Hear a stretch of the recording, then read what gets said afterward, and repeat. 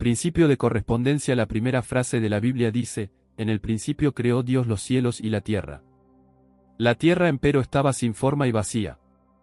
En la segunda parte del librito número 1, significado metafísico de los 10 mandamientos, aprendiste el simbolismo triple que emplea la Biblia, y también obtuviste una idea de la forma en que actúa el principio de correspondencia, cuyo lema es, como abajo es arriba, como arriba es abajo, lo que equivale a decir que en nuestro propio ambiente terreno y en todo lo que nos rodea, podemos leer, descifrar, traducir cómo ocurren esas mismas cosas en otros planos. Que toda acción y toda condición tienen su analogía o su correspondencia en todos los demás planos de existencia, siempre tomando en cuenta que, a medida que la vida se eleva, se van ampliando las experiencias y los poderes. Y veámoslo.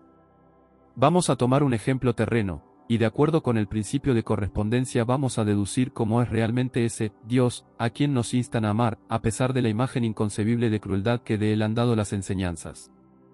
¿Cuántas veces te has sentido inconforme, molesto, ante el gran misterio de que los seres humanos nacen en pecado original por una culpa de Adán y Eva?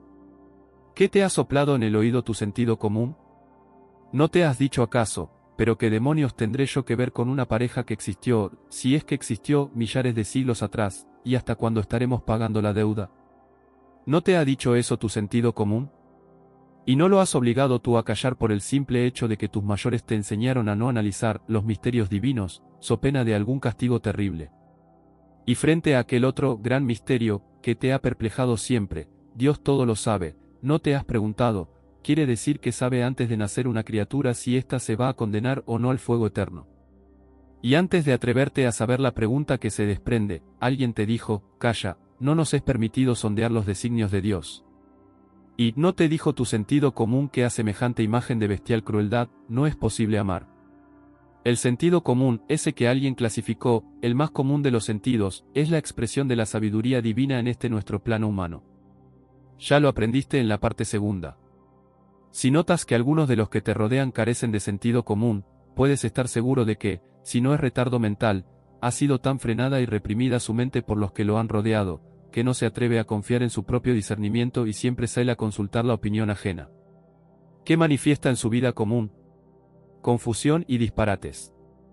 La Biblia dice que el hombre es hecho a imagen y semejanza de Dios. ¿Qué hace un hombre corriente que va manejando su auto y se le atraviesa un niño? No hace un esfuerzo sobrehumano, frenando con todo su cuerpo, sus sentidos y sus reflejos. No olvida su propia vida, echando a un lado el auto para salvar la vida del niño. De acuerdo con el gran misterio citado arriba, el hombre debería emular la insensible deidad que él conoce y continuando glacialmente su camino, pasar por encima del niño y dejarlo destripado en medio de la calle. Pues si el hombre, que es apenas un átomo en la creación, pone todos sus pobres recursos a favor de un niño extraño, el Dios infinito, todopoderoso, nuestro Padre, cuya esencia ha formado a aquel hombre, tiene infinitos recursos para redimir, proteger y salvar a su infinita creación. Esta es la forma de aplicar en la práctica el principio de correspondencia que dice, como es arriba es abajo, como es abajo es arriba. Estudiando la mónada se llega al ángel, dijo Hermes. No podemos juzgar y apreciar exactamente cómo es una condición de vida superior a aquella que estamos viviendo. Un pobre piensa de un rico, ¿cómo será de agradable el tenerlo todo? No lo está experimentando y no lo podrá apreciar totalmente hasta que se encuentre rico, aunque sí puede anticipar el agrado juzgando por lo que él mismo siente cuando logra satisfacciones, de acuerdo con su nivel económico. Eso mismo ocurre entre planos o dimensiones. La hormiga vive en primera dimensión. La mente en ella no pasa de ser un instinto. No le es posible, pues, ni calcular, siquiera la vida de un hombre. A esto he querido llegar para explicar el término conciencia, que tanto usamos en metafísica y cuando mencionamos la conciencia espiritual y la conciencia material, el derecho de conciencia, etc. Es el estado de adelanto o de atraso. Es el estar consciente de algo, en pleno conocimiento de algo por el hecho de estar experimentándolo en carne propia o en mente propia. Si a la hormiga le fuere posible meditar sobre el hombre y si se le pudiera enseñar a aplicar el principio de correspondencia, habría que decirle aproximadamente, un hombre es un ser como tú, que fabrica su casa como tú, que busca alimento como tú, que tiene su gobierno como tú y reglas de buen convivir, como tú. Nada de lo demás lo puede captar porque nada de lo demás ha entrado en su plano de conciencia. En cada plano existen adelantados que ya están casi a punto de ascender al próximo plano de conciencia, y que ya vislumbran, o presienten las condiciones superiores. Entre los animales hay perros, caballos, etc., de los cuales se dice, le falta poco para hablar. Entre los hombres surge un Jesús, por ejemplo, que condesciende en regresar a un plano inferior con el propósito de enseñar a adelantar. Nosotros estamos ya entre planos, viviendo y aprendiendo las condiciones del plano mental, al cual nos estamos graduando. Se dice de nosotros que estamos desarrollando la conciencia espiritual, o sea, que nos estamos haciendo conscientes de cosas insospechadas por la gran mayoría que vive en la conciencia material. Por esto es que la gran mayoría rechaza la idea de que los platillos voladores puedan ser naves espaciales dirigidas por superhombres, que vienen a escrutarnos, tal como nosotros nos detendríamos a escrutar a una pajarita en su nido empollando sus huevecitos. No nos quieren mal. Solo nos curiosean. Como es abajo es arriba. El principio de vibración, este es el tercer principio hermético. Su lema es, todo está en movimiento, todo vibra. Empecemos por pensar en la hélice de un avión. Cuando está inmóvil vemos las astas, dos remos de madera fijos a un eje. De pronto se ponen en movimiento, van acelerando y al ratito no vemos nada. Se vuelven transparentes. Esto es lo que ocurre con la alta frecuencia. Por esto mismo es que no vemos a los espíritus desencarnados. Ellos viven aquí en medio de nosotros pero en una frecuencia de vibración indiferente a la de nuestros cuerpos de carne y hueso. En cambio la inmovilidad de una roca, que también se mueve en su propia frecuencia de vibración, es porque su rata vibratoria es excesivamente lenta. El pensamiento positivo vibra a una frecuencia altísima. Sus colores brillantes, claros, luminosos. El pensamiento negativo vibra lentamente y sus colores son opacos. Cuanto más negativos, tanto más sombríos y tanto más bajo el tono de su sonido. El pensamiento positivo, como la mente que está polarizada en plano positivo, no puede ser dominado por una vibración baja, a menos que haya algún concepto o idea negativa agarrada por alguna parte en el individuo. O a menos que el individuo permita que su pensamiento se vuelva negativo. Jesús dijo, el Dios de este mundo viene a mí y no encuentra nada en mí para asirse. El Dios de este mundo es el polo negativo que es lo que impera en la mayoría de las mentes. El polo positivo, ya lo hemos establecido, es de alta vibración. El polo negativo, de baja vibración. Los sonidos bajos son de vibración lenta. Los sonidos altos, de alta vibración. Los colores oscuros son de bajas frecuencias. Y los colores brillantes de alta frecuencia. Todo lo que es materia está siempre en movimiento circular. Girando en contorno a algo más grande como los planetas que giran alrededor del Sol. Este es el patrón universal para todo lo material. Los herméticos han enseñado siempre el movimiento vibratorio de la luz, el calor, el magnetismo, la cohesión que es el principio de la atracción molecular que llamamos comúnmente amor, lo mismo que ese gran misterio llamado la gravitación o gravedad. Hoy todo el mundo conoce la relación entre el movimiento y el sonido, aunque aún no se ha estudiado en nuestro plano terreno, o sea que aún nadie lo considera de gran importancia. ¿Quién no ha percibido el zumbido de un abanico eléctrico girando a máxima velocidad? La rotación va produciendo diferentes sonidos musicales. Un avión que pasa emite un sonido musical del cual se desprenden varios otros tonos. Estos se llaman armónicos, como es sabido por los músicos. Cuando se golpea una nota musical cualquiera, digamos en un piano, repercuten otras dos notas en octavas más altas. Los tonos que suenan son una tercera y una quinta nota del tono golpeado. Esta combinación armónica se llama el acorde mayor, por lo general. El oído humano no percibe los sonidos que pasan de cierta frecuencia. Cuando algo gira emitiendo un sonido que va en aumento de velocidad, pasada la frecuencia imperceptible para el humano se comienza a ver grados de color, empezando por el rojo oscuro. A medida que aumenta la velocidad el color se va haciendo más brillante, luego pasa al naranja, luego al amarillo, de allí al verde, al azul, al añil y al fin al violeta. Si la velocidad aumenta se vuelve blanco, y de allí en adelante suceden los rayos llamados X, luego electricidad y finalmente el magnetismo. Más adelante estaremos en planos mentales y espirituales. Einstein decía que mientras más estudiaba la electricidad más cerca se encontraba del espíritu. Para los humanos estas cosas son aún inexplicables. Pertenecen a los planos sutiles donde residen nuestros cuerpos astral, etérico, emocional, mental y espiritual. Los estados de ánimo vibran y lanzan al espacio esas vibraciones en sonidos y en colores. Todos los estados mentales se lanzan al exterior del cuerpo que los crea, van golpeando cuerpos afines como hacen los instrumentos musicales, y estas vibraciones afectan en bien o en mal a otras mentes, aumentando los estados emocionales y mentales que están a tono con ellas. Por ejemplo, si alguien se encoleriza, lanza vibraciones de ira, las cuales son atraídas magnéticamente por otro que está también encolerizado, se aumentan unas a otras. El estado emocional va empeorando y se puede llegar hasta el crimen cuando las personas afectadas no tienen el hábito de controlarse. Los pensamientos e ideas respecto a Dios, sobre los maestros de sabiduría, sobre el yo superior o sobre todo lo noble y puro tienen vibraciones altísimas. Estas elevan cualquier vibración menor, pudiendo curar enfermedades, resolver problemas, etc. El principio de polaridad lema, todo es dual. Todo tiene dos polos, todo su par de opuestos, los semejantes y los antagónicos son lo mismo. Los opuestos son idénticos en su naturaleza pero diferentes en grado. Los extremos se tocan.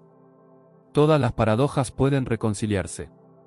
Este cuarto gran principio hermético encierra la verdad de que todas las cosas manifestadas tienen dos aspectos, dos polos, que son un par de opuestos con innumerables grados entre ambos extremos.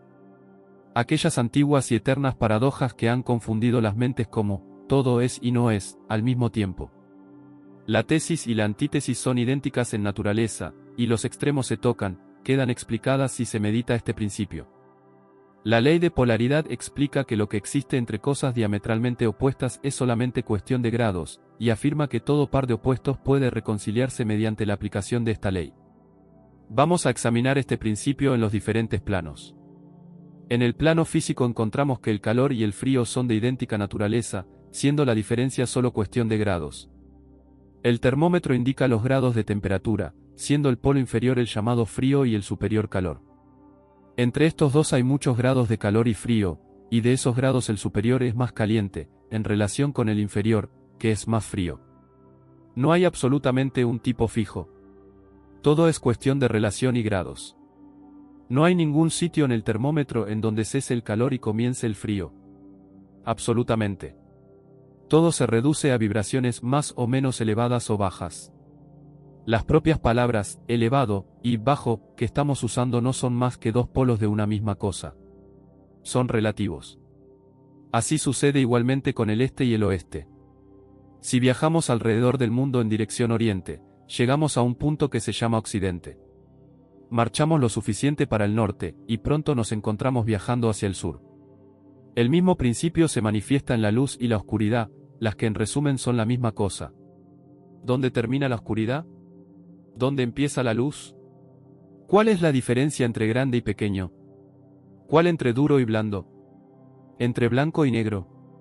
¿Entre positivo y negativo? La escala musical es lo mismo partiendo de sí, llegamos a encontrar el sí. El mismo principio opera en idéntica manera en el plano mental. El amor y el odio son considerados como diametralmente opuestos e irreconciliables, pero si aplicamos el principio de polaridad encontramos que no existe ni un amor absoluto ni un odio absoluto diferentes uno de otro, los dos no son sino términos aplicados a los dos polos de una misma cosa. Empezando en cualquier punto de la escala encontramos más amor y menos odio si ascendemos por ella, o menos amor y más odio si descendemos por ella. Hay muchos grados de amor y de odio, y existe también un punto medio donde el agrado y desagrado se mezclan en tal forma, que es imposible distinguirlos.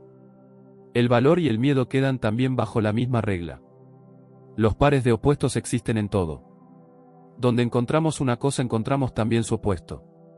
Esto último es lo que permite transmutar un estado mental en otro, siguiendo las líneas de polaridad. Las cosas diferentes no pueden transmutarse unas a otras, pero sí las de igual clase. Por ejemplo, el amor no puede transmutarse en este u oeste, pero sí puede tornarse en odio, e igualmente el odio, cambiando su polaridad puede tornarse en amor. El valor puede transmutarse en miedo y viceversa. Las cosas duras pueden tornarse en blandas, y así sucesivamente, efectuándose siempre la transmutación entre cosas de la misma clase, pero de grado diferente. Tratándose de un hombre cobarde, si se elevan sus vibraciones mentales a lo largo de la línea miedo-valor, se llenará de valentía y despreciará el peligro. Igualmente lo perezoso puede hacerse activo y enérgico, polarizándose simplemente a lo largo de la línea pereza-diligencia. Una vez entendido el principio de polaridad, se ve inmediatamente que los cambios mentales que deseamos ver en nuestros enemigos, amigos, nuestros hijos, empleados, etc., son posibles aplicando la ley. Es como producir un deslizamiento a lo largo de una escala, a saber, no se trata de transmutar una cosa en otra completamente diferente, sino de reducirla a un simple cambio de grado de la misma cosa. Los estados mentales pertenecen a innumerables clases, cada una de las cuales tiene su opuesto, y a lo largo de su propia línea es posible la transmutación. El espíritu y la materia son polos de la misma cosa, siendo los estados intermedios, o planos, cuestión de grados vibratorios solamente. Estos dos polos, en todo lo que existe, se clasifican ellos mismos por su grado vibratorio, o sea su frecuencia, en positivos y negativos. Así, el amor es positivo, el odio es negativo. La fe es positiva, el miedo es negativo. La actividad es positiva con relación a la inercia. El color blanco es positivo contra el negro negativo. La verdad es positiva, la mentira negativa. La prosperidad es positiva, la carencia negativa. Lo superior es positivo, lo inferior negativo.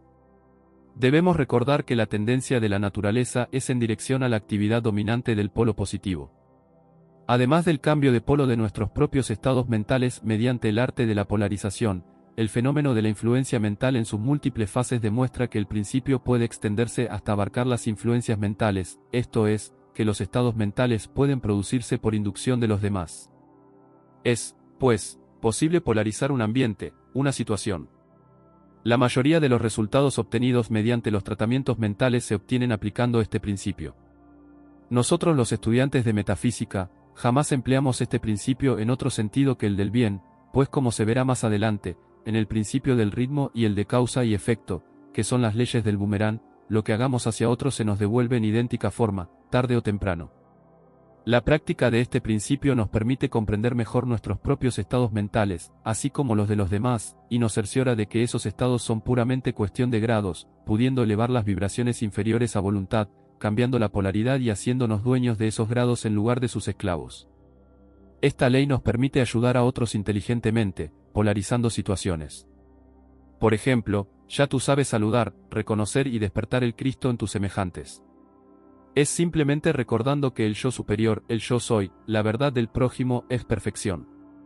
En el lenguaje de la nueva era se llama, el concepto inmaculado. Cuanto más emplees esta práctica, tanto más se te olvidarán los defectos que hayas visto, o que veías, en los demás. Llegará el momento en que no te afectarán en lo más mínimo, porque te sentirás en perfecta seguridad de que ese prójimo y hermano solo está manifestando una mentira que con solo saberlo tú, eleva su rata vibratoria hacia el positivo, su verdad. Las frecuencias vibratorias de un metafísico entrenado, a menudo logran transformar un ambiente en que él penetra, simplemente con su presencia. Solo con la vista de sus ojos, de su sonrisa, de su paz y su alegría polariza los estados mentales. Con unas cuantas palabras positivas transmuta conceptos ajenos negativos imperantes en el ambiente, porque cambia el humor de los presentes, se llenan de esperanza donde antes estaban desesperantes. En este sentido, el poder de Jesús era tan grande que al ver curar a los enfermos a su paso, por eso les decía, no volváis a pecar. El grado de realización que tenga el estudiante, el practicante, al reconocer el concepto inmaculado en los demás, por encima o a pesar de la apariencia que estén manifestando, cura completamente o mejora la condición. Todo depende de su propia fe. Recuerda que fe es conocimiento. El metafísico sabe que la enfermedad es una apariencia producida por una forma mental, creación del individuo. Es ignorancia y credulidad. Sabe que la verdad eterna es vida. Sabe que se está manifestando una enfermedad porque aquel hermano está creyendo en realidad de la forma mental que él ha creado. El Evangelio dice que está embrujado por su propia creación. Vamos a decir que es creencia en la permanencia de su propia creación que está viviendo. De acuerdo con el principio que estamos estudiando, sabemos ya que es posible polarizar, transmutar la creación propia, deslizando la mente hacia arriba, por la línea del positivo, pensando salud y vida. La vida es vida, no puede convertirse en muerte. Se puede pensar en muerte y producirla, pero al pensar en vida se transmuta la muerte en vida. La vida es indestructible. Está previsto que ella misma si las mentes humanas no le cierran el paso con sus falsas creencias, falsas pero que nadie se inmiscuye en el libre albedrío, que le permite a las mentes humanas creer lo que ellas quieran creer. Contra lo que tú escojas no puede nadie sino tú mismo. Si prefieres situarte en el polo negativo tendrás todo lo que a él pertenece. Si prefieres el polo positivo tendrás todo lo que a él pertenece. Al polo positivo pertenece la sonrisa, al negativo pertenece el ceño fruncido. Si quieres cambiar de polo en plena manifestación negativa, sonríe, declara el bien presente en la manifestación, bendícelo y agrega, y lo quiero ver. Eso es todo. Verás transmutarse lo negro en blanco, lo triste en alegre, el mal en bien. Pruébalo. Polariza todas las situaciones que se te presenten, todos los ambientes donde penetres, todos los seres que hablan contigo y los oirás exclamar, pero qué bien me siento. Polariza a tus hijos, tus amigos, tus empleados, tus alumnos, y así serás lo que llamó Jesús, la sal de la tierra. Lo no deseable se transforma cambiando su polaridad. Si tú mismo no sabes hacerlo rápidamente, hazlo de grado en grado, de condición en condición, de polo en polo, de vibración en vibración. Primero hay que adquirir el arte de cambiar la propia polaridad para luego poder cambiar la ajena. Así como puedes transformar la polaridad de los demás, trayendo el bien contigo, así también se puede llevar el negativo a donde uno vaya. Esos son los llamados pavosos. Estos están siempre polarizados en polo negativo y lo llevan a todas partes. Para dominar el arte de polarizar hay que practicarlo, como todo lo que se desea dominar. El principio de polaridad es la verdad. Los resultados dependen de la práctica que haga el estudiante. Ley del ritmo, todo fluye y refluye, todo tiene sus periodos de avance y retroceso, todo asciende y desciende, todo se mueve como un péndulo, la medida de su movimiento hacia la derecha es la misma que la de su movimiento hacia la izquierda, el ritmo es la compensación. Este principio encierra la verdad de que todo se manifiesta en un determinado movimiento de ida y vuelta, en todo se manifiesta una oscilación media, un flujo y un reflujo, un movimiento semejante al del péndulo de uno a otro polo, según el principio de polaridad, con el cual el ritmo está estrechamente relacionado. El ritmo se manifiesta entre los dos polos de todo. Esto no significa que la oscilación rítmica vaya hasta los extremos de cada polo, pues esto sucede muy rara vez, es muy difícil establecer los opuestos polares extremos en la mayoría de los casos. Pero la oscilación se efectúa hacia un polo primero y después hacia el otro polo.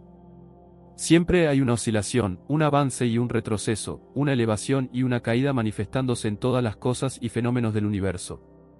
Esta ley rige para todo, soles, mundos, mentes, energía, espíritu, materia, animales, vegetales, etc. Lo vemos en la historia de la vida en todas las cosas, en la elevación y caída de las naciones, es decir, que en todos los planos este principio está en función. En el plano espiritual, por ejemplo, siempre hay una emanación seguida de una absorción. Nosotros emanados de Dios nacemos, descendemos a conciencia material, y luego morimos, somos absorbidos a conciencia espiritual. Este es nuestro gran ritmo. Es una evolución rítmica ascendente, en nuestro nacer y morir. Es la respiración y la aspiración de Brahma, según dicen los brahmines. Los universos se crean, alcanzan el punto más bajo de materialidad y entonces comienza la oscilación de vuelta. Los soles nacen, llegan a la cumbre de su poder y empieza el proceso de retrogresión y después de eones sin cuento se convierten en grandes masas de material inerte, esperando otro impulso que los lleve a otro nuevo ciclo de vida solar. Estos son los grandes ritmos, pero el principio lo vemos en todo.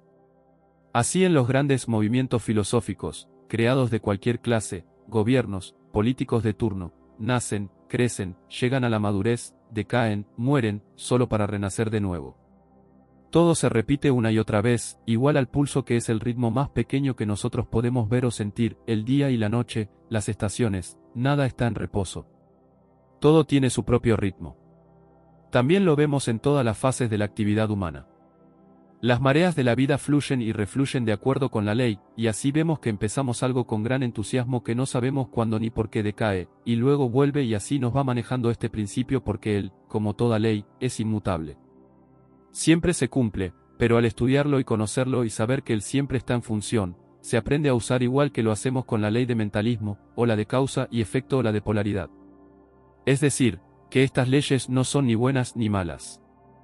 Simplemente garantizan el funcionamiento armónico del universo, y es nuestro conocimiento y uso de ellas lo que las hace buenas o malas para cada quien.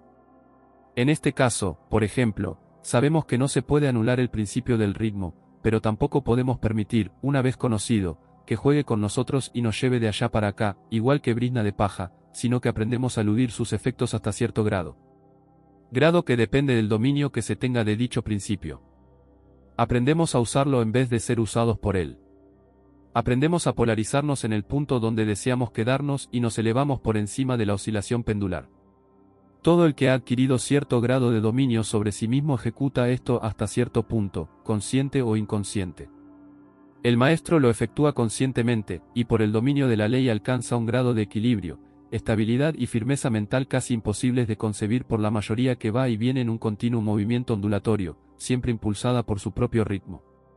Sabemos que hay dos planos de manifestaciones de los fenómenos mentales, o sea, dos planos de conciencia, uno superior y otro inferior.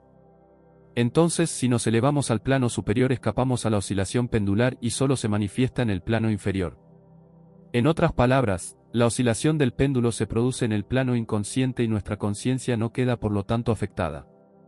A esto lo llamamos neutralización. Su operación consiste en elevar el yo sobre las vibraciones del plano inconsciente de la actividad mental, de manera que la oscilación negativa del péndulo no se manifieste en la conciencia y no quede uno afectado por ella. Es lo mismo que levantarse por encima de una cosa y permitir que pase por debajo. El que conoce y practica la ley se polariza a sí mismo en el polo requerido y por un procedimiento semejante a rehusar, o negar participar en la oscilación retrógrada, permanece en su posición y permite al péndulo oscilar hacia atrás en el plano inconsciente.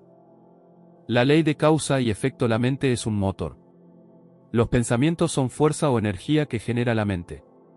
Esta energía sale de nuestra mente en vibraciones, en ondas que, por obra y gracia de la ley del ritmo regresa a nosotros trayéndonos el futuro que hemos recogido. Acabo de decirles que el futuro es análogo a lo que hemos sembrado. Es decir, que si haces un bien a alguien, o si hablas bien de alguien, esas palabras o ese acto bueno salen vibraciones de color. Ese color atrae vibraciones de su mismo color y te regresan aumentando el bien que hiciste. Te ocurren cosas bellas, cosas milagrosas y dices, qué casualidad, mira lo que sucedió hoy por la mañana, qué maravilla. No existen casualidades. No pueden existir porque no existe la ley de la casualidad. No hay sino leyes exactas llamadas principios, porque son inmutables. El principio de polaridad fija lo que haces y dices en uno de los dos polos, positivo o negativo. Es decir, que lo que piensas, dices o haces, es positivo o negativo. No existe un tercer polo. Si piensas o hablas mal de alguien, es negativo. Lo has sembrado en polo negativo, sale color gris o negro, dependiendo de la cantidad de maldad que contiene, recoge en su camino cantidad de energía del mismo color y te regresa aumentando en fuerza. Te ocurre un choque, un accidente, siempre será algo desagradable. Allí tienes, pues, la explicación de lo que te ocurre. Si criticas, serás criticado, si dañas a alguien o a algo, serás dañado o algo tuyo sufrirá un daño. Si eres injusto, duro, esa injusticia se te devuelve igualmente esa dureza. Esas causas que siembras tienen que dar su fruto en efectos, antes de que quedes liberado. Si siembras discordias, tienes que recoger discordias, si siembras bondad, amor, ayuda, tienes que recoger bondad, amor, ayuda. Lo que siembres, que sea constructivo o destructivo, lo verás devolverse. ¿Cómo puede la gente seguir creyendo que pueden impunemente ser crueles, calumniadores, malhumorados, violentos, mezquinos y esperar tener salud, amor, fortuna, felicidad, es decir, todas las cosas buenas de la vida, si solo siembran las cosas malas? El mundo entero se lo pasa enviando odio, egoísmo, discusiones, pleitos, y recogen la cosecha en confusión, caos, guerras y molestias de todas las clases. No siempre se puede devolver la cosecha inmediatamente. El planeta Tierra tiene una cantidad enorme de deudas acumuladas, de todo el mundo, y se desahoga por donde puede, en tempestades, ciclones, terremotos, desastres marinos, derrumbes, inundaciones, erupciones volcánicas, etc. Muchas veces las personas a quienes hemos dañado en alguna forma se mueren antes de que se haya podido saldar la cuenta con ellas, y tiene que haber una oportunidad para saldarla en el futuro, porque Dios es infinita misericordia y no deja a un hijo suyo en eterno castigo sin darle oportunidad de saldar sus deudas. Por eso es que Dios ha instituido la reencarnación. Para dar oportunidad de pagar las deudas, y para dar también oportunidad de cobrar el bien carnal y material que hayamos merecido y que no se puede cobrar en un plano invisible e inmaterial. No sería justo que nos quedáramos sin el premio a nuestros esfuerzos y bondades, por supuesto que se trata de las cosas que no tienen premios sino materiales. No se puede quedar uno allá eternamente si se tiene cosas pendientes aquí. Y se debe recordar que el lema de estos estudios es, conservo mi mente amplia. Ustedes oyen, meditan y resuelven creer lo que les parece justo, lógico, razonable, de sentido común. Lo que no pueden tragar, aceptar, déjenlo para más adelante. Algunas cosas son tan nuevas para ustedes que se les hará difícil aceptarlas de repente, por eso les recomiendo que lo piensen con la mente amplia, abierta, sin cerrarle la puerta de inmediato. Les advierto desde ahora, que las células del cerebro se van despertando poco a poco. Si una recibe una idea nueva, hay células dormidas que aún no han vibrado y que esta nueva idea las despierta. Cuando te acabas de despertar no sabes aún muy bien lo que se te está diciendo.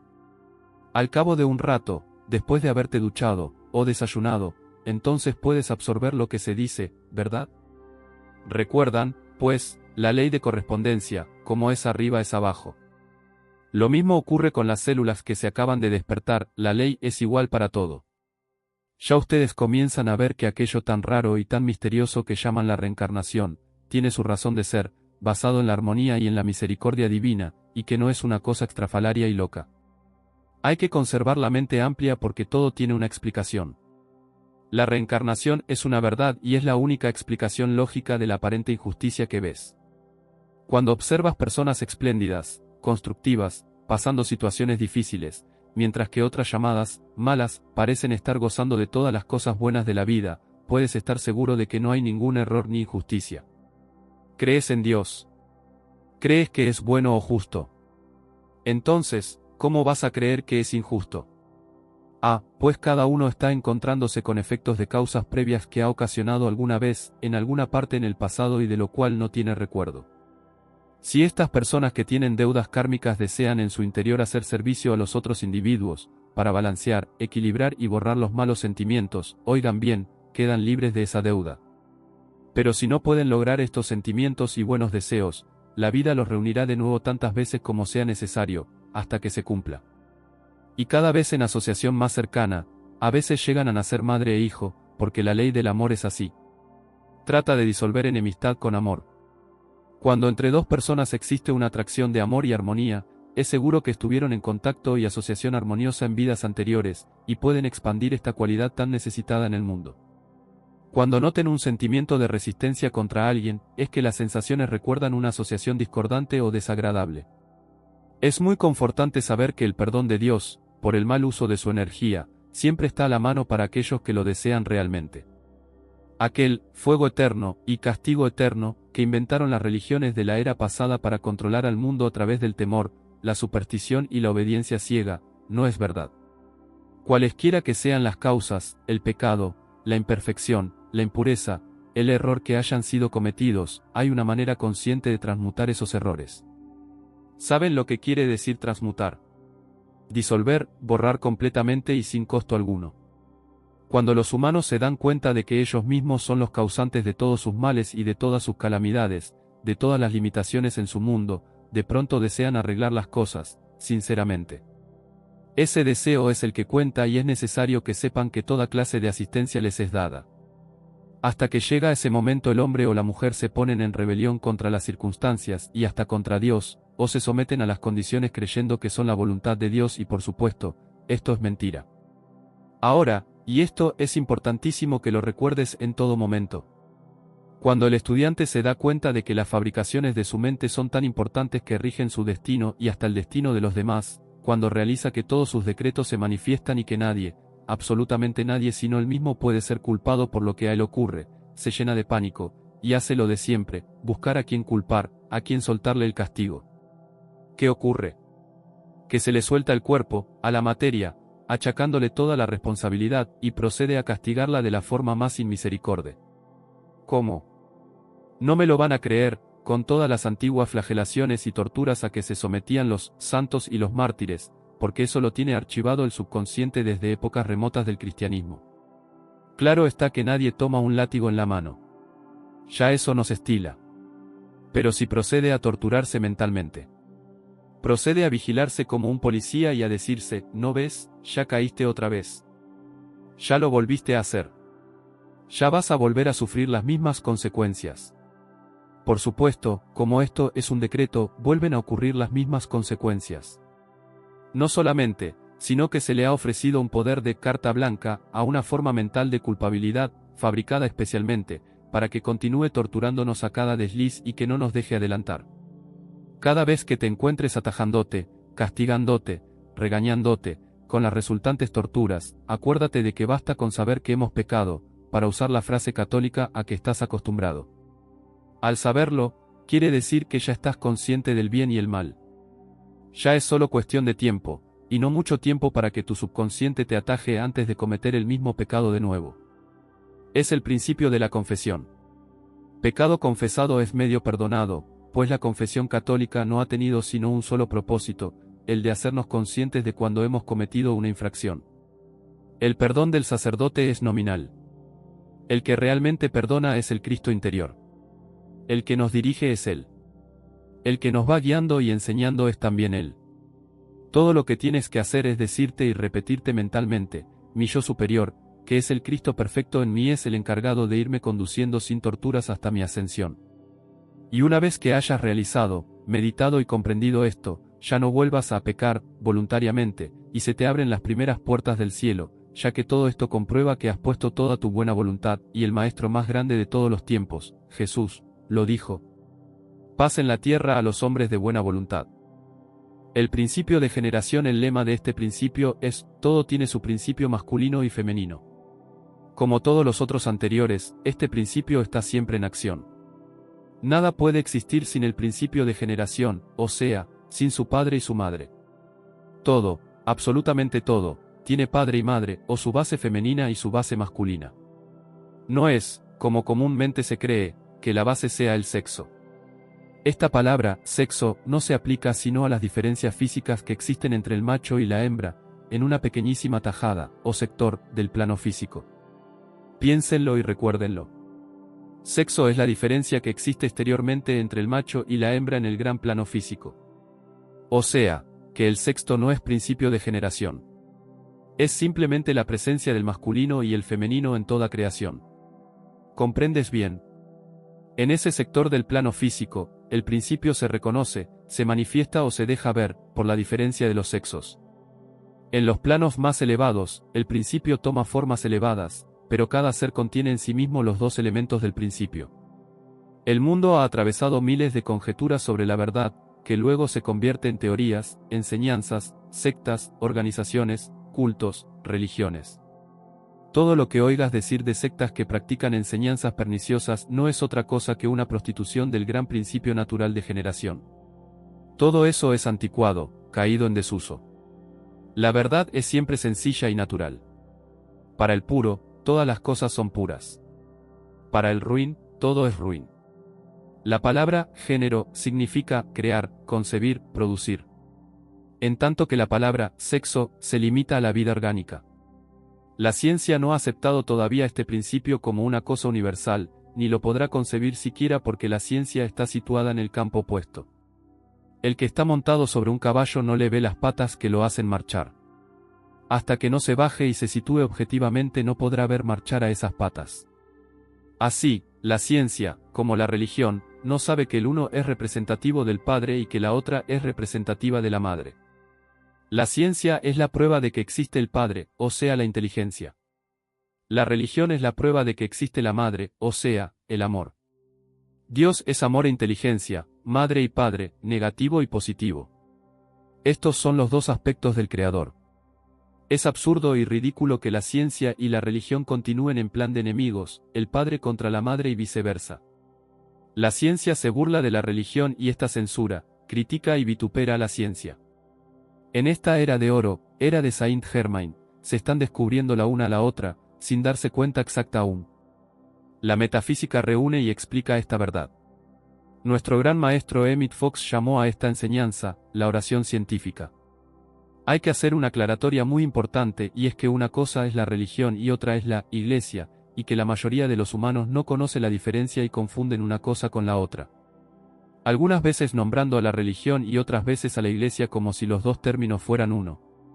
La religión es el conjunto de verdades basadas en el amor universal, en la caridad, en los sentimientos filiales y fraternales, en la práctica que encierra el amaos los unos a los otros, y en el de amar a Dios sobre todas las cosas y al prójimo como a ti mismo.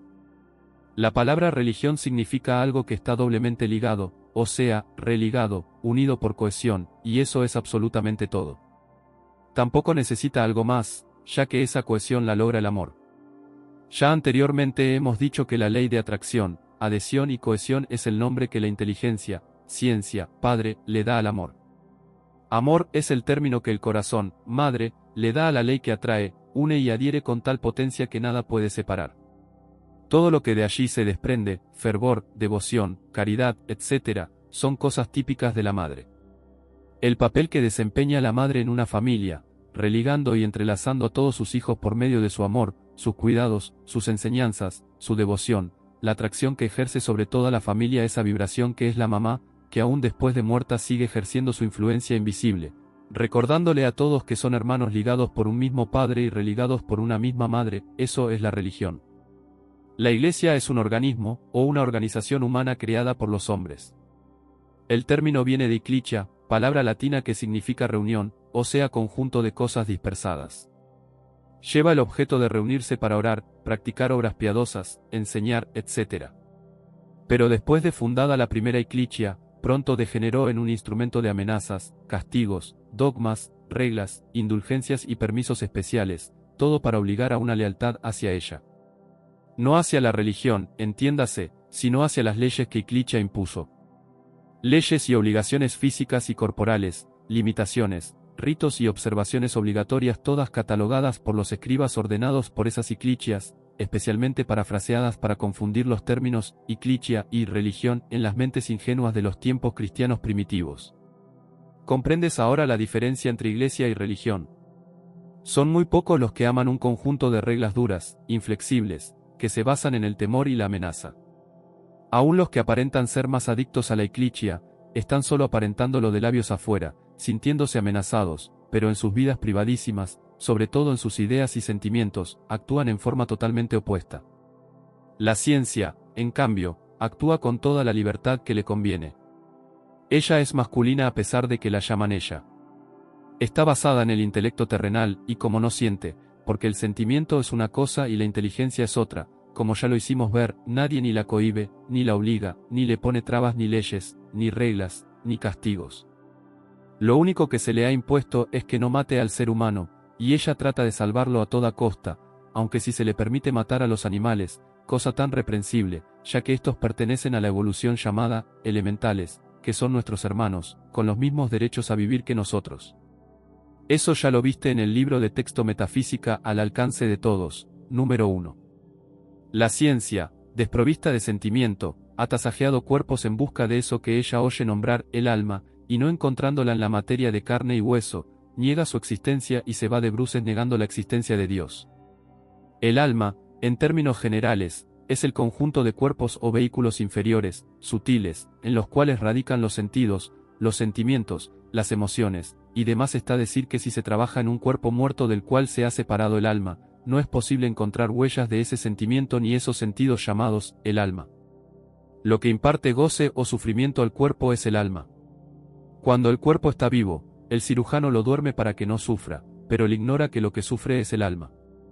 Sin embargo, ya la ciencia está descubriendo cosas que la hacen pensar. Pensar en otro aspecto del asunto, se entiende. Primero encontró que el átomo no es el fin de la materia. El átomo, ese patrón establecido de la familia humana, no es el diseño más pequeñito en existencia. Todavía se puede subdividir en multitud de corpúsculos hermanos, hijitos, etc., repitiéndose el patrón establecido hasta el infinito, etc., repitiéndose el patrón establecido hasta el infinito. Claro. Como es arriba es abajo y viceversa, ¿no dice así el principio de correspondencia? Siempre encontramos a la madre con sus hijitos girando en contorno. Y ya que, como es abajo es también arriba, vamos ampliando el diseño hasta encontrarnos casi al nivel de nuestros ojos, que el eterno patrón lo tenemos siempre a la vista en el Sol, con sus planetas girando en contorno, tal como el diseño del átomo. La ciencia, un poco confusa con tantas evidencias del polo femenino y el polo masculino, primero tanteó poniéndoles nombres distintos a estas manifestaciones. Primeramente llamó polo negativo al femenino y polo positivo al masculino. Pero andando el tiempo se encontró que no hay nada más opuesto al negativo debilucho que ese femenino que genera precisamente formas y energías nuevas. Luego emplearon el término cátodo en lugar de negativo, pero resulta ahora que el cátodo es el generador de un torbellino de corpúsculos, electrones y fenómenos que han desbaratado todas las teorías aceptadas. El tal cátodo, pues, es el principio madre de los fenómenos eléctricos y de las tan sutiles formas de materia que la ciencia se la pasa encontrando. Más y más se está llamando al cátodo polo femenino, lo cual es mucho más simpático que la otra alternativa de que los corpúsculos creadores están cargados de energía negativa. ADVERTNC ya no hay nada nuevo bajo el sol. Nada de lo que aquí lees es nuevo. Todo ha sido dicho ya por Enoch, Hermes, y principalmente en la Biblia y en la literatura teosófica dictada por los ascendidos maestros de la sabiduría amada Melena Blavatsky, mujer tan perseguida y mal juzgada en tiempos menos lúcidos, nada de lo cual puede negar sus maravillosos dones mediumnímicos. Lo que sí es nuevo, es el estilo y la forma de presentar esta enseñanza por moderna y simplificada. Los 7 rayos, como tú sabes, la luz no es realmente blanca, ya que en el color blanco están contenidos todos los colores. Dice el maestro Saint-Germain, la acción vibratoria de los diferentes colores es un estudio aparte. Basta decir que las esferas de colores que rodean tu presencia yo soy y que son el aura espiritual, o cuerpo casual, representan las vibraciones de color de lo que llaman las 7 esferas. Cada corriente de vida en este planeta ha procedido de un rayo en particular y su propio arquetipo, o su presencia yo soy, vive en esa esfera o rayo, a la cual él pertenece. Pero entiéndase, esa presencia individual no está sometida o confinada a ninguna esfera, puede visitar a cualquiera otra que él desee. El individuo no ascendido responde, o vibra favorablemente con el color del rayo, o esfera a la cual pertenece, y puede, por observación de sus propios hábitos y tendencias, y por meditación sobre su propia presencia, llegar a saber la posición correcta que él tiene por derecho en el reino de Dios. También encontrará que es atraído casi irresistiblemente a un cierto color, más que a otros, lo cual es una confirmación. En realidad, no existen sino 3 colores, azul, amarillo y rosa, llamados colores primarios. Al entremezclarse unos con otros se forman el verde, naranja y violeta, llamados secundarios. Así como tú ves que el sol, un foco incandescente de luz, se proyecta en todas direcciones constantemente impartiendo vida, luz y colorido a todos sin distinción en el sistema, asimismo ocurre en cantidades de otros sistemas, cada vez más grandes, pues este nuestro sistema solar no es sino un paso intermedio entre otros de idéntica construcción. Es el diseño universal que se repite ad infinitum, lo cual te da la norma del lema, como es arriba es abajo, como es abajo es arriba, descriptivo del principio de correspondencia. Nosotros los humanos no conocemos bien sino 2 ejemplos de este diseño, el átomo es el sistema solar anterior al nuestro. Cuando todos hayamos desarrollado la clarividencia, sabremos de otros. Cada sistema presenta un sol central rodeado de planetas. En el átomo lo llamamos un núcleo rodeado de electrones. Ese núcleo del átomo es luz, lo mismo que nuestro Sol. Einstein dijo que la luz es energía en movimiento. Sabrás que una de las definiciones de eso que llamamos Dios, en metafísica, es precisamente, Dios es energía en movimiento. La Biblia dice, Dios es luz, y en él no hay oscuridad. Según lo ha constatado la ciencia, la luz es de carácter ondulatorio, y esa ondulación es lo que se llama vibración.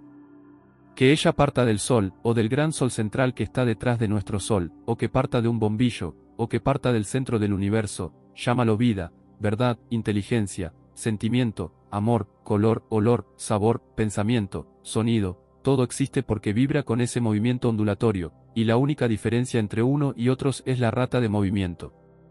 En la Tierra, o sea, en el tiempo, lo medimos por segundos.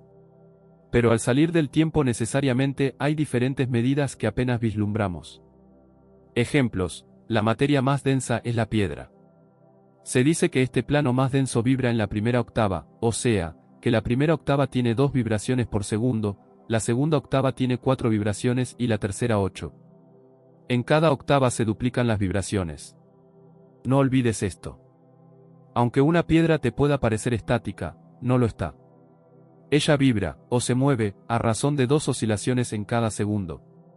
A medida que vas viendo cosas creadas, plantas, flores, tierra, agua, insectos, animales, aves, etc., sabrás que existen porque vibran, y que estas vibraciones son más rápidas cada vez, en octavas de más en más altas. El sonido más bajo perceptible al oído humano es la cuarta octava, con 16 vibraciones por segundo. Tu escuela de música te podrá informar sobre las vibraciones de los sonidos en el piano. El plano astral vibra en las octavas desde la número 4 a la número 20, o sea, desde 16 vibraciones por segundo hasta 1. 048, 576. El plano mental comienza en la octava 21, con las ondas eléctricas conocidas. Ya en la octava 28 las vibraciones corresponden al pensamiento y son desconocidas por la ciencia. El plano espiritual comienza en la octava 45. La octava 47 tiene su campo de acción en el calor.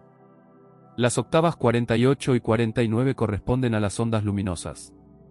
La octava 50 pertenece a los rayos infrarrojos, ultravioletas y otros rayos químicos.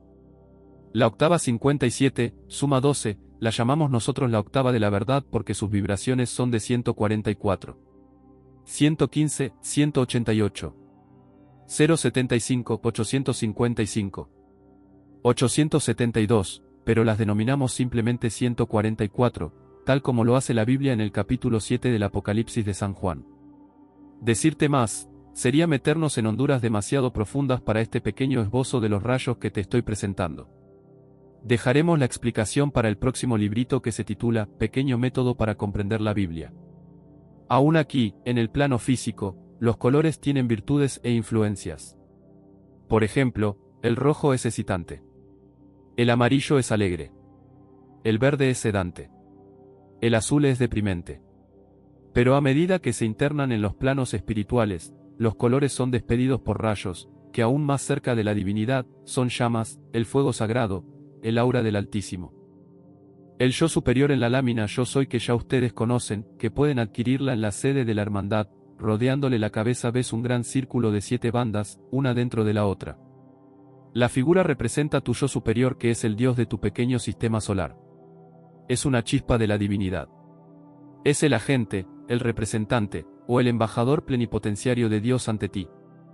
El círculo es un arcoíris de 7 colores, arcoíris completo. Rara vez habrás visto tú el arcoíris completo en la comba celeste. Siempre se ve un segmento. Solo un pedazo del gran círculo. Eso que te estoy mostrando es tu verdad. Es el aura de tu yo superior. Lo llaman también el cuerpo causal. Así eres tú, pues tú eres el mismo diseño universal. Ese arcoíris completo es tu gloria. Es lo que llamó el Maestro Jesús, los tesoros en el cielo, pues en cada banda de color se van depositando todos los actos constructivos que tú haces y que has hecho en tus encarnaciones pasadas. Todo lo noble, lo bueno, lo que está de acuerdo con la voluntad del Padre y con tu verdad innata. Eso jamás lo perderás. Es lo que llamamos en metafísica, tuyo por derecho de conciencia. No puede ser robado ni perdido. Por el hecho de poseer este cuerpo causal es que tienes el derecho de afirmar, yo soy perfecto. Verás que no te estás refiriendo a tu cuerpo físico ni estás considerándote un absurdo diosecito presuntuoso. Estás hablando de tu verdad, y cada vez que lo piensas y lo practicas se acercan más tus dos sistemas, tu yo superior y tu yo inferior. Tu yo superior y tu yo inferior están conectados por medio de un cordón de luz y fluidos color dorado que, partiendo del yo superior entra por tu cabeza y se ancla en tu corazón en una llama triple de color azul, dorado y rosa. El hombre ignora esto y por lo tanto su llama triple yace en una célula hermética hasta que, o se lo enseñan, o alguien se la despierta voluntariamente por medio de un tratamiento en el cual hace una llamada directamente al Cristo en el corazón. Esa llamita que rompe la cápsula y comienza a arder y a influenciar al individuo es lo que llamamos en metafísica, el Cristo interior. Son dos entidades vivientes, aunque separadas, pero que forman junto con la conciencia terrena, un solo ser.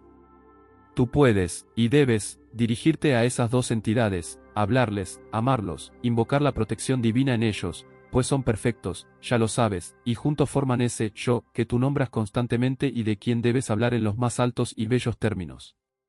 Como ves, es la eterna Trinidad. Jamás estás solo. Ese Cristo, en el Maestro Jesús fue el que le dijo, Hijo, estoy siempre contigo. Mientras más lo pienses, lo medites y lo invoques, más cerca lo sentirás. Dale toda tu adoración y recuerda siempre que cuando estés haciendo afirmaciones muy elevadas estás hablando la verdad porque te estás refiriendo a tu verdad, a tu llama triple. El cuerpo causal, los colores en el círculo o cuerpo causal, están en el orden siguiente: primero el azul, inmediato a la cabeza. Le sigue el amarillo dorado. Luego siempre hacia afuera, el rosa. Luego sigue la banda blanca. Luego la verde. Luego la oro rubí. Por razones que no nos han sido dadas, no se le llama anaranjado, y por último, la banda violeta. De la frente le salen 7 rayos, uno por cada color, por donde él irradia tus virtudes hacia donde sea necesario. Así es el macrocosmos. Somos cada uno de nosotros un microcosmos. Las virtudes de cada color son como sigue: azul, representa la voluntad de Dios en el macrocosmos. La voluntad como virtud, en ti. El poder. La fe, el bien, la felicidad, el equilibrio y la paz. Amarillo dorado, y segunda persona de la Trinidad, representa la inteligencia, sabiduría, iluminación, comprensión y paz. Rosa, amor divino, adoración, opulencia, belleza y paz. Todos los rayos emiten paz. Blanco, representa la pureza, el arte, la paz, y logra la resurrección y la ascensión. Verde, la verdad, la salud, la sanción, la música, la consagración, la concentración y la paz. Oro rubí, la gracia, la providencia, el suministro, o el pan nuestro de cada día, y la paz. Violeta, el perdón, la misericordia, la transmutación y la paz. Cuando te hayas aprendido bien estas virtudes, podrás instantáneamente invocar a las entidades que las rigen, y pedirles que rodeen con su luz a cualquiera a quien tú desees hacer el bien. Tendrás, por supuesto, que aprender también los nombres de estas entidades, los cuales te doy enseguida. Gobierno del cosmos por ley de correspondencia, como es arriba es abajo, el mundo invisible, o los planos superiores, el cosmos o como quieras llamarlo, tiene su gobierno con jefes, oficiales, directores y legiones de servidores. Todos estos son seres que han vivido y evolucionado en las esferas inferiores, tal como nosotros, y que continúan evolucionando, pues hasta los seres de luz más altos que conocemos continúan ascendiendo y pasando de un cargo a otro. No se está ocioso en esos mundos, ni sentados en una nube contemplando a Dios y tocando un instrumento. Dice el maestro Saint Germain, las actividades de la Gran Hermandad Blanca son tan diversificadas y tan amplias, que se necesitan centenares de seres ascendidos para dirigir las múltiples líneas de fuerza que aseguran el progreso de la raza humana. Si sería un imposible que un solo maestro ascendido gobernara totalmente y ejecutara la diversidad de actividades de la mente y el corazón de Dios, mucho más lo es que un solo ser no ascendido tratara de concentrar el bien que está decretando para el progreso de nuestra conciencia humana. Un momento de consideración mostrará la lógica de esta aseveración y la imposibilidad de semejante servicio por parte de individuo alguno. Si un solo individuo pudiera proveer la forma de elevar un planeta y algunos 10 billones de almas al estado crístico, ¿no creen ustedes que los avatares que han vivido y encarnado el poder crístico ya lo hubieran hecho? Buah vino y se fue, luego Jesús, dejándoles el campo a otras vidas que ofrecieron sus energías y talentos de sus mundos individuales para este plan evolutivo. En nuestra octava, la Gran Hermandad Blanca fue fundada por el señor Sanat Kumara, que ustedes ya saben fue el que sostuvo la Tierra en órbita durante tantos siglos, esperando que surgiera alguien quien pudiera hacerlo por poseer suficiente luz, con el fin de elevar la conciencia de los hijos de este planeta hasta el punto de que llegaron a ser señores de la llama, y que luego pudieran enseñar a otros miembros de la raza a emitir su propia luz. Es la naturaleza de Dios permitir a sus hijos el ser creadores con él. En efecto, es la razón de ser de los diferentes mundos, a donde fueron enviados los hombres y las mujeres a experimentar con la energía para que sintieran la dicha de crear por sus propios esfuerzos. Los directores de rayos, maestros de la sabiduría, ya se advirtió que te vas a encontrar con nombres que te sorprenderán porque crees que pertenecen a personajes mitológicos o simplemente poéticos, creados por la fantasía humana. Nada de eso. Ha llegado la era de conocer la verdad anunciada por Jesucristo, y la verdad es que todo ser que ha habitado nuestro planeta, como también los que ahora lo habitan y los demás que lo habitarán en el futuro, siguen evolucionando y ascendiendo, estudiando y trabajando, ocupando cargos en el gobierno de los mundos, sistemas y galaxias. Recuerda que lo que no puedas aceptar, déjalo pasar y continúa adelante. Cada rayo está dirigido por un maestro ascendido, casi todos de la raza humana, un arcángel, jerarca de la evolución angélica, un Elohim, jerarca de la evolución elemental, muchas otras entidades de luz, y legiones de servidores que en la tierra se les da el nombre de ángeles, que cumplen las órdenes de los directores. Los Elohims fueron los que crearon el planeta Tierra. Tal vez te habrás dado cuenta de que algunas Biblias comienzan el relato de Génesis con la frase, en el principio los dioses crearon los cielos y la tierra, mientras que otras ediciones dicen, en el principio los Elohims crearon los cielos y la tierra, y las Biblias católicas dicen, en el principio Dios creó los cielos y la tierra. Lo que Moisés dejó sentado fue, en el principio los Elohims crearon los cielos y la tierra. Y esto está de acuerdo con la enseñanza recibida para la nueva era, porque los Elohim son dioses del reino elemental, y estos son los constructores de toda forma. El rayo azul, primer rayo, representa la voluntad de Dios. Maestro ascendido, está dirigido por el ascendido Maestro el Moria. El Maestro es oriundo del planeta Mercurio, pero reencarnó muchas veces entre nosotros. Entre sus reencarnaciones terrenas fue el rey Arturo, de la Mesa Redonda, Sir Thomas More, gran estadista y humanista del siglo XV-XVI, canonizado por la Iglesia con el nombre de Santo Tomás Moro, el irlandés Thomas Moore, poeta y escritor del siglo XVIII. Fue el rey hindú que hizo construir el Taj Mahal en recuerdo de su esposa. Conserva apariencia y vestiduras hindúes y vive en la India, en donde recibe a aquellos discípulos que pidan ser llevados allí mientras sus cuerpos físicos duermen. El templo está en el plano etérico. Arcángel, el arcángel del rayo azul es Miguel, llamado San Miguel Arcángel por los católicos. El amado Miguel es encargado de los que mueren.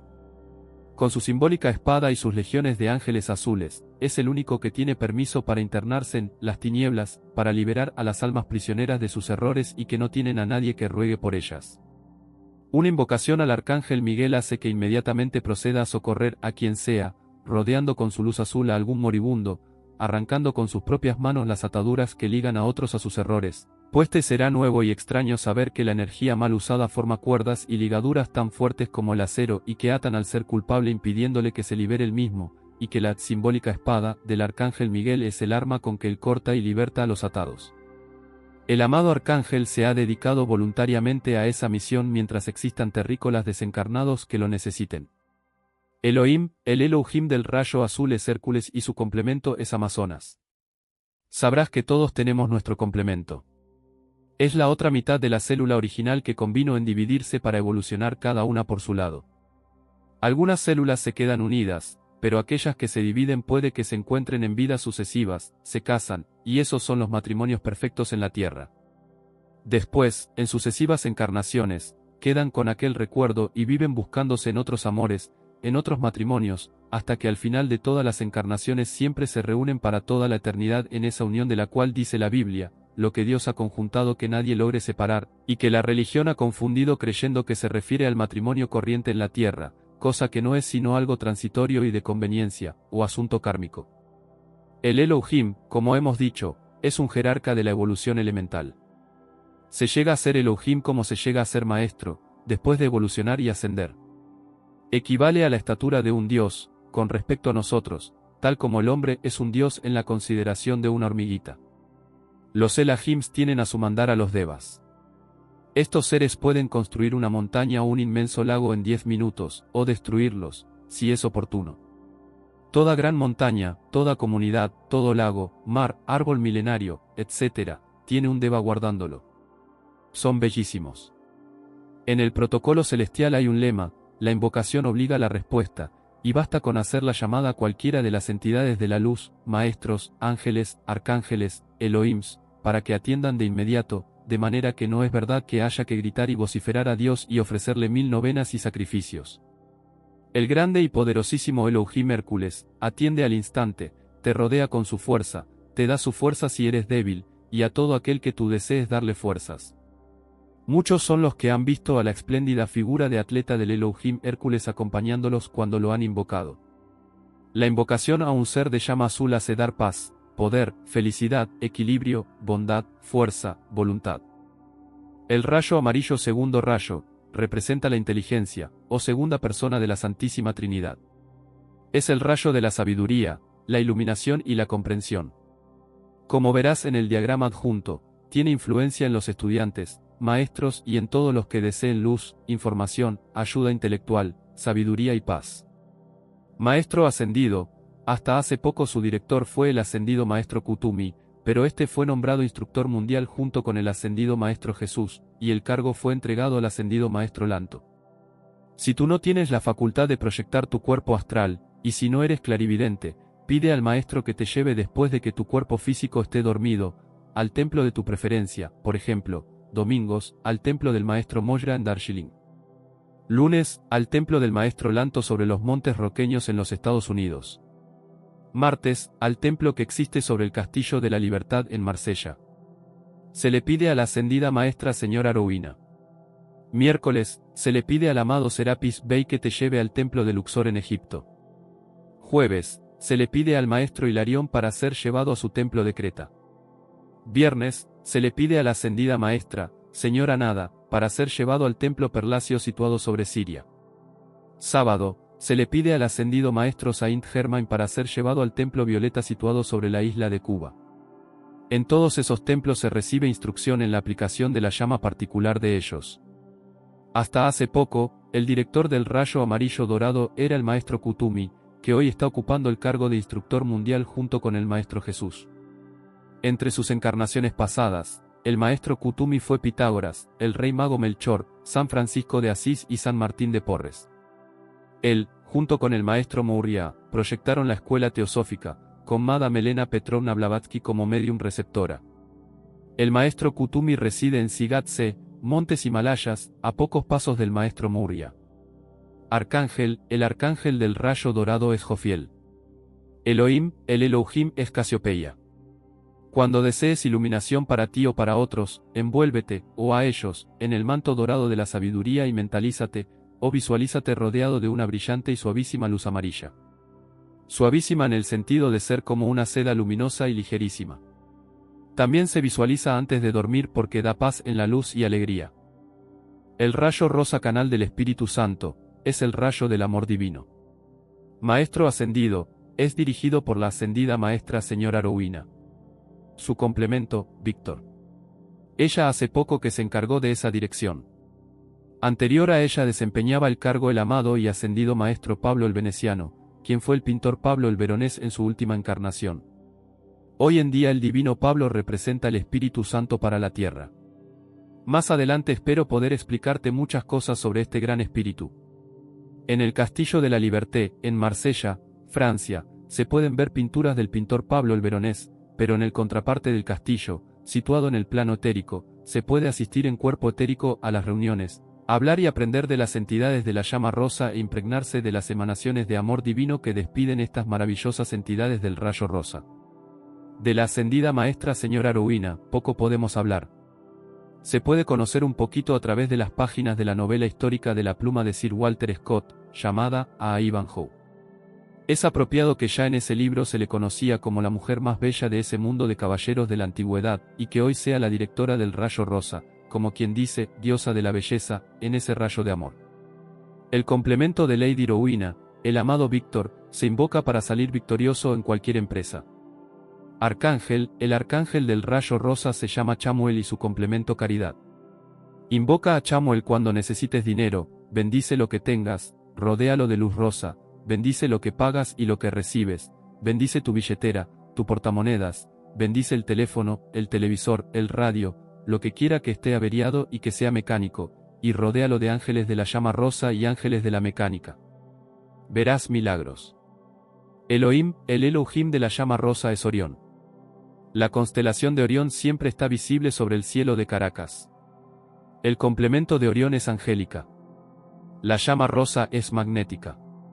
Cuando necesites atraer algo o alguien, llena de luz rosa, mentalmente, el vacío que separa el objeto o la persona, rodea de luz rosa al objeto o a la persona, y se atraerán mutuamente, en bien y en amor puro.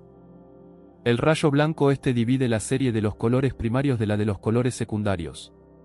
La mezcla de todo forma el color blanco. Maestro ascendido, el director del rayo blanco es el maestro ascendido Serapis Bey y su templo de la llama blanca es en Luxor, Egipto.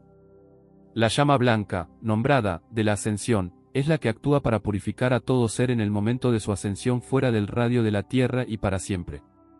La llama asiste a todo lo que requiera ser elevado, todo lo que se haya deprimido, bien sea una situación económica o un ánimo entristecido, un pueblo abatido, etc. El maestro Serapis Bey actuó como jefe de los serafines cuando estos vinieron por primera vez a la tierra a custodiar los primeros seres humanos. Llevó luz a Egipto. Él fue quien salvó la llama blanca, llevándola del continente Atlante a Egipto, salvándola y avivándola con su propio cuerpo y respiración, en una embarcación pequeña con otros más. Arcángel, el arcángel de la llama blanca es Gabriel, el que anunció a María. Elohim, el Elohim del rayo blanco se llama el amado Claridad.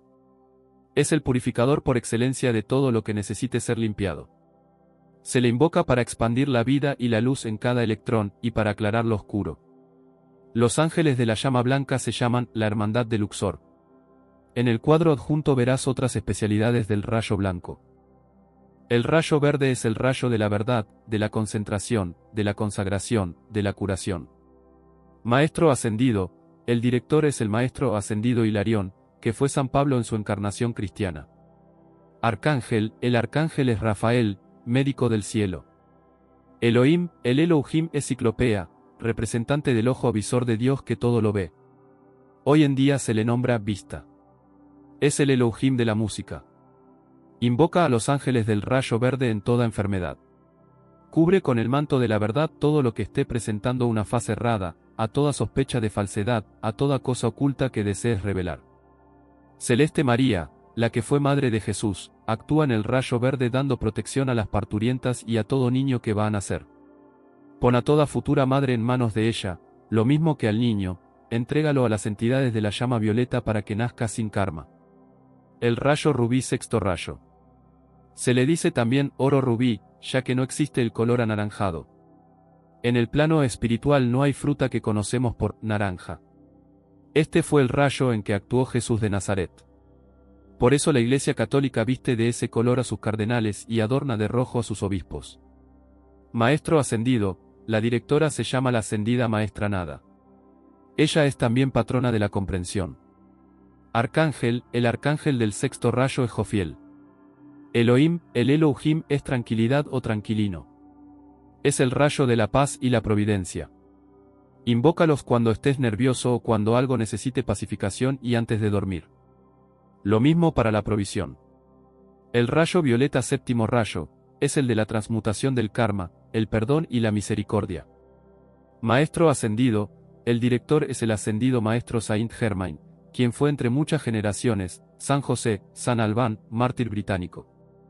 El monje médico Roger Bacon, siglo XIII. Christian Rosenkreuz, fundador de la Orden Rosacruz, siglo XIV. Hunyadi Janos, libertador de Hungría, siglo XV. Praaklas, el gran neoplatonista, siglo XVI, Sir Francis Bacon, Lord Verulam, siglo XVII, y por último el príncipe Rákóczi, último vástago de la Casa Real de Transilvania, y el conde de Saint-Germain, quien actuó durante la Revolución Francesa, gran figura misteriosa que salvaba a los destinados a la guillotina, que ayudó a poner en el trono a Catalina la Grande, y que habiendo muerto a fines del siglo XVIII, apareció en París 3 años después de muerto. El maestro Saint-Germain es el avatar de la nueva era. Parece ser que no va a encarnar en la tierra como fue el caso del maestro Jesús, sino que actuará mentalmente, a través de personas adelantadas que han estado en preparación para esa gran misión. La aplicación del rayo violeta formaba parte del conocimiento necesario para ascender a los planos de luz, y no era conocido sino por los grandes adelantados. Hoy es el regalo que el maestro Saint-Germain trae a la Tierra para sacarla de abajo, ya que pronto tendrá que comenzar a ascender el planeta a ocupar la órbita del planeta Venus, pues este ocupará el círculo donde viaja Mercurio y este último se absorberá en el aura del Sol.